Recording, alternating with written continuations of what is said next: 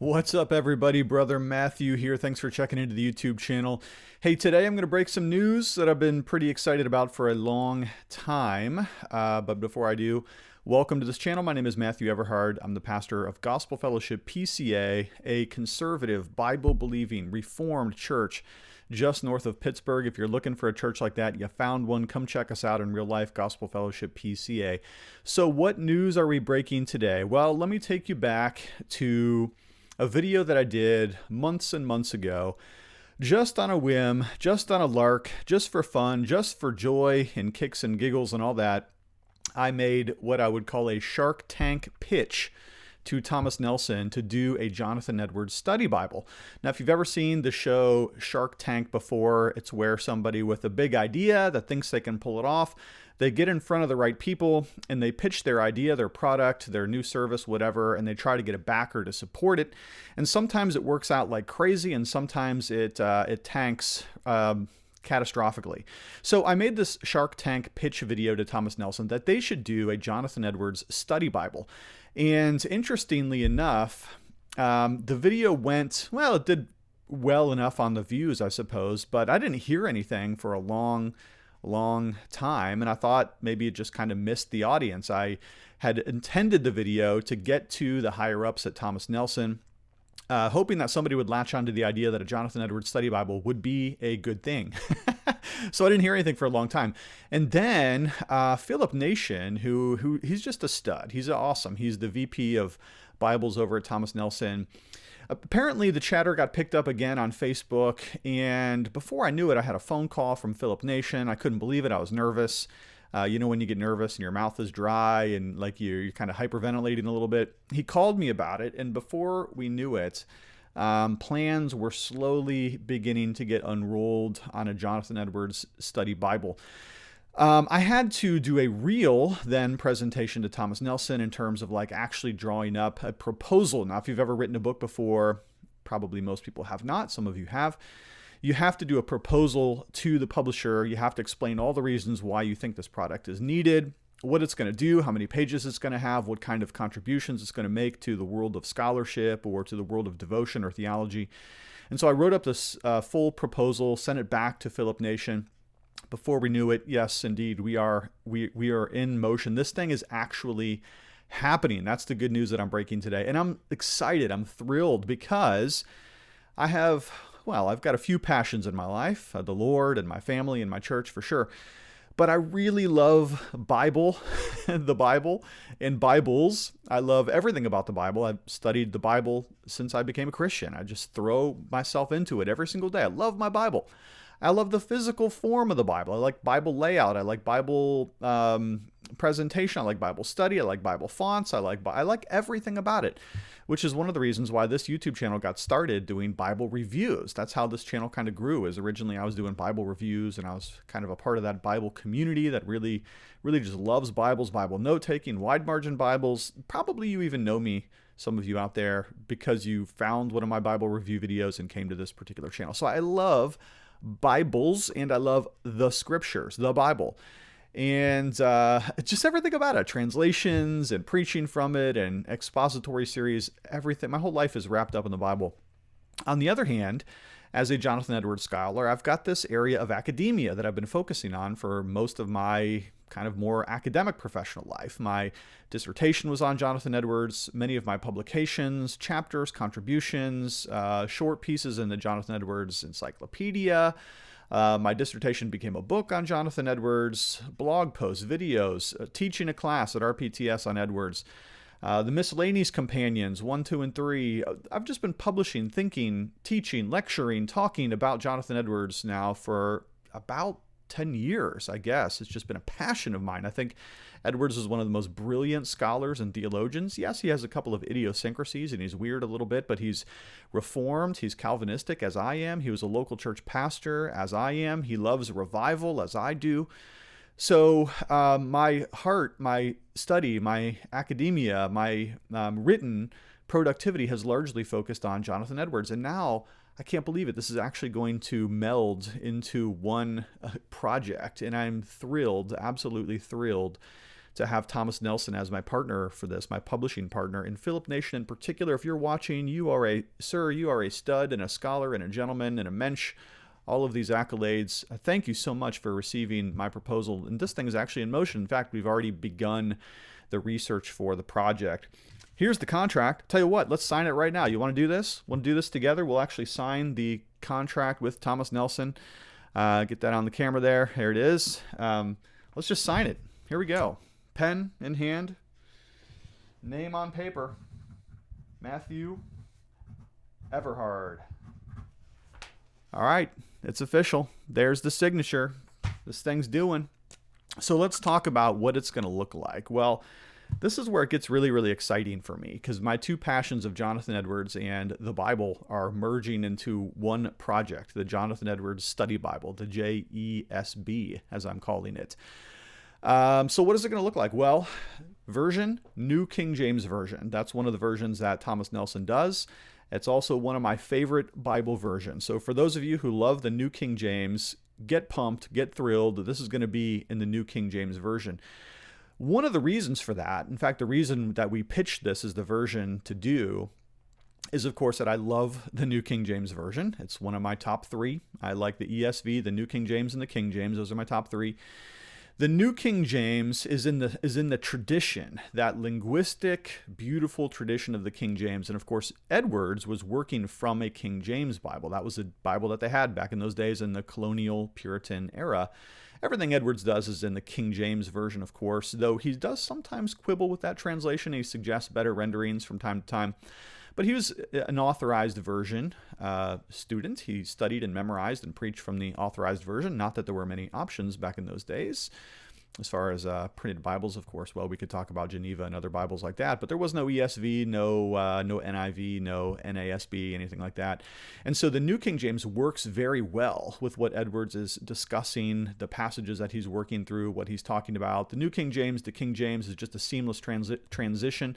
Sometimes there are a couple things that we have to update a little bit, but for the most part, the New King James works. Not only that, but it's applicable and it has some appeal to those who want a modern translation. They don't want to get lost in all the these and the thous of the King James.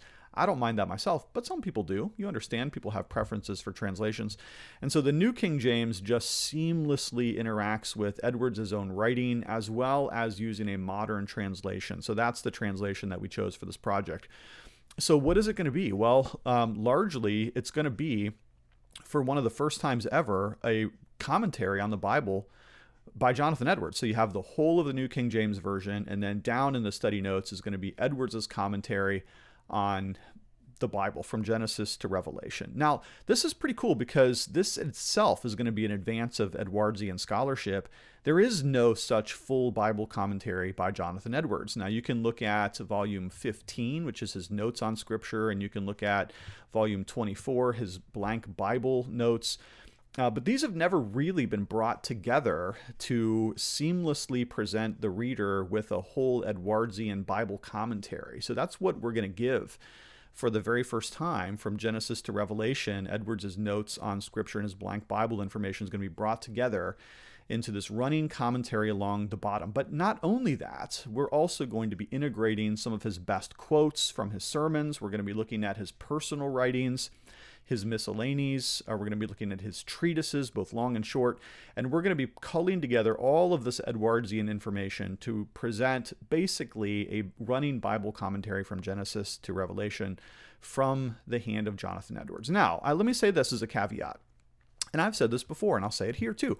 Typically, I don't like one-person study Bibles. So if somebody has a study Bible and I don't mean to hurt anybody, and actually I'm not going to name any, but I don't like one-person study Bibles for the reason of that the notes are really only from one person's perspective. So why would I produce, endorse, promote a study Bible by one individual, though it breaks one of my general rules for study Bibles? Well, because Edwards is legitimately a genius. He is a first-rate polymathic genius, which means he's a genius in multiple fields. That's what a polymath is. He's a theologian, he's a philosopher, he's a pastor, he's a revivalist, and he's a missionary. So Edwards' mind is very, very unique, and whether you love him or hate him, whether you agree with him or disagree with him, man, he has a very interesting take on every given passage of Scripture. So that's why the study Bible, I think, is going to be very, very, very helpful. So what are we focusing on in the notes? Well, we're focusing on the kinds of things that Edwards would put in his sermons. So in Edwardsian sermons, you always have a section of Scripture where he explains the general context of the passage, and then he gives doctrinal content as a main part of the body of the sermon, and then a lot of application. So we're just kind of jumping off of that theme, and that's what we're going to do in the study notes. We're looking for things that explain the Scriptures, the doctrine of the Christian faith, and of course this is going to be from a Reformed and Calvinistic and exclusively Edwardsian perspective, which you'll agree with sometimes and other times you won't. That's cool. And then a lot of life application stuff as the Puritans and the colonial Calvinists and revivalists thought of application, probably different from some of the application that you hear in modern day sermons today, but a lot of the stuff strikes right at the heart, and of course that is the goal of a good study Bible. So the Bible is going to be faithful, it's going to be conservative, it's going to be evangelical, it's going to be Reformed leaning because of who Edwards was and his theology. And if you're looking for something like that, this is going to be a very neat kind of a time capsule study Bible in the same way that if you get the Geneva Bible from the Puritans, right, the English Puritans, you can actually get that still with all of its glorious notes that the English Reformed put in the Geneva Study Bible. It's a neat time capsule of what they believed at that time and how they interpreted Scripture. And in the same way, this is going to be a really interesting time capsule type study Bible from one of the most brilliant minds, one of the most brilliant theological minds that we have in recent centuries. And I think it's pretty much without dispute that Jonathan Edwards is the most creative, brilliant, and genius polymathic Christian that has at least grown up here in American soil. That's probably without dispute. Now, you can name some other people that are really smart and have done some great things, but it'd be hard to top Edwards, though, as a theologian, biblical exegete, philosopher, pastor, revivalist, and missionary. There's just nobody else like him. So from that perspective, this Bible is going to be very, very unique. Moreover, along with the running commentary from Jonathan Edwards along the bottom of the study Bible, we're also going to have a bunch, and I mean a bunch, of original essays that we're going to contribute to the study Bible so that we're going to explain things, we're going to explain background, we're going to explain history, we're going to look at Edwards' take on a lot of different theological topics. So we're going to add all of these articles and essays into the study Bible as well, just like any good study Bible would have. And then in the back matter, and this is still, we're kind of working on some concepts here, we're going to have the resolutions printed in full. We're going to have a full signature of paper for Bible readers to make their own miscellaneous system, which is going to be super, super cool. And if I have my way, there may even be some other tangent projects that kind of come together with this too, but that's not really been discussed in a formal setting, but I've got a couple ideas I think would go great with the Jonathan Edwards Study Bible. So who is putting this together? Well, here's the fun part. As the general editor, and that's going to be my title for this project, I got to pick the scholars that I wanted to be with me in the Jonathan Edwards Study Bible creation. So I got to pick some of the best Jonathan Edwards scholars that are out there. Now, I chose my contributors very, very carefully because a lot of the big names, you know, your Oliver Crisps, your Douglas Sweeneys. There's a lot of great guys out there. John Piper, obviously.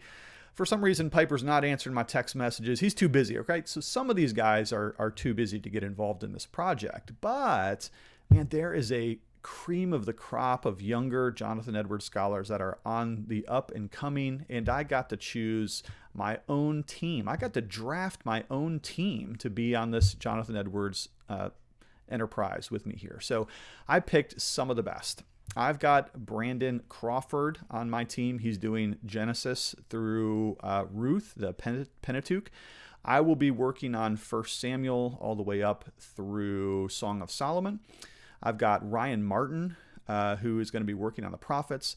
I've got John Marco, who's going to be working on the Gospels and Acts, and I've got Christian Cuthbert, who's going to be working on the epistles all the way to Revelation. So I got to pick some of the best guys. These guys are awesome. Listen, you may not know their names, but every single one of these guys is doing incredible scholarship in the field of Jonathan Edwards and the local church. And I picked these guys on purpose. I did not want mere ivory tower thinkers who have no church experience. I wanted people with a pastoral heart. And so what's great about this team, again, Brandon Crawford, we've got Ryan Martin, myself, of course, John Marco, Christian Cuthbert, all either professors or pastors or elders or a combination thereof. So each one of these guys loves Jesus. This Bible is going to be very reliable in terms of a conservative, Bible-believing, high view of Scripture, evangelically minded, big-hearted kind of a devotional work as well. And so I picked these guys on purpose because all of them are awesome. And I'm so thrilled to work with those guys in particular. I really did get to draft my all-star team. I could pick anyone in the world that I wanted and recruit them onto the project, and all of my guys said yes and were thrilled to join on to this team. So what's it going to look like? Well, the Jonathan Edwards Study Bible is going to come out with various covers. This we know already. There's going to be a very affordable hardback edition of this. So if you're not super into Edwards and you're not sure, there's going to be one that's pretty stinking affordable that you can just get in the hardback, and you can have that on your shelf and you can pull it down and see what Jonathan Edwards might say on a particular text. There's also going to be some of the synthetic leather covers as well. So a little bit of an upgrade if you want something a little bit floppier in the hand, if you want something that's durable and rugged and you can take on a camping trip, then the synthetic leather one, the fake leather one, fake's probably not a great word, synthetic leather. That'll be the one for you. And there's going to be at least one leather edition as well for those of you who think that this might be something you really want to hold on to. I think, and it's my conviction, of course I'm biased on this, that this Bible is going to be around for a long time, 25 years maybe. I think people are going to be using this Bible. I think it's going to sell very well. I'm very excited, thrilled even. Look, can you tell the enthusiasm in my voice? This is something I've wanted for forever, and it's actually coming true. It's really coming true. This is a dream of mine, and it's happening. So, man, praise God for that. I'm just so excited about that.